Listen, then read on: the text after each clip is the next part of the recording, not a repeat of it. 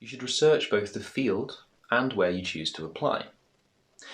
To research the field of medicine, you should rely on both real-world experience and reading around the subject. Look at the GMC's website and guidance, study the recent history of medicine, and read any books that you find interesting about the subject or its specialties. Research interview styles, typical questions, and how to approach these types of questions. Be confident on the differences between MMIs, structured panel interviews, or a wholly traditional interview.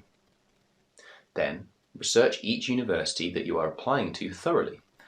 Learn about the manner in which it teaches its course, and an overview of how its course is structured.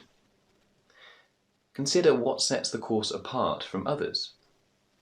Investigate whether it offers dissection or prosection, whether it focuses on lectures, PBL, seminars, or a combination thereof, when you will first be able to experience patient contact, where and when electives are offered, and whether you will have the chance to intercalate and in what.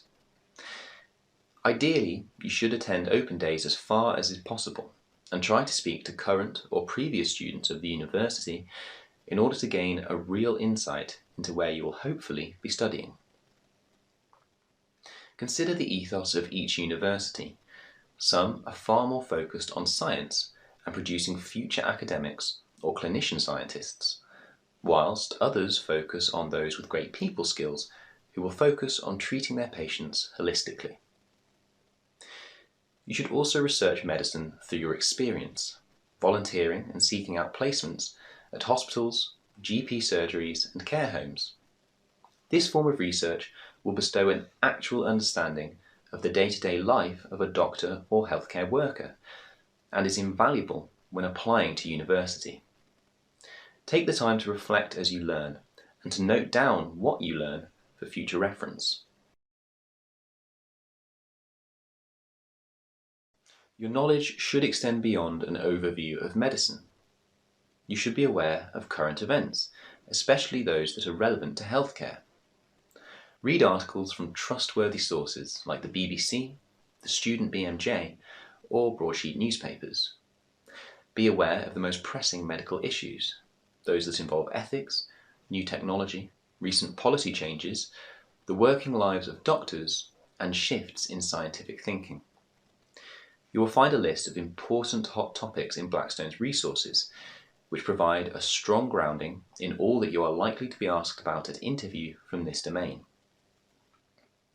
Your knowledge should extend to the sciences that you will be expected to draw upon in your first years of university.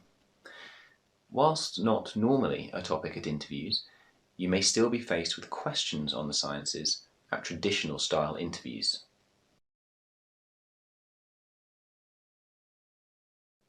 Lastly, you must practice. You need to become comfortable talking about your life so far and linking it to medicine. Therefore, think about each question that you are likely to face and generate a series of situations that you can draw upon as examples at interviews. For each, you should be clear on your role and how you were instrumental in the success or perseverance of your team or task.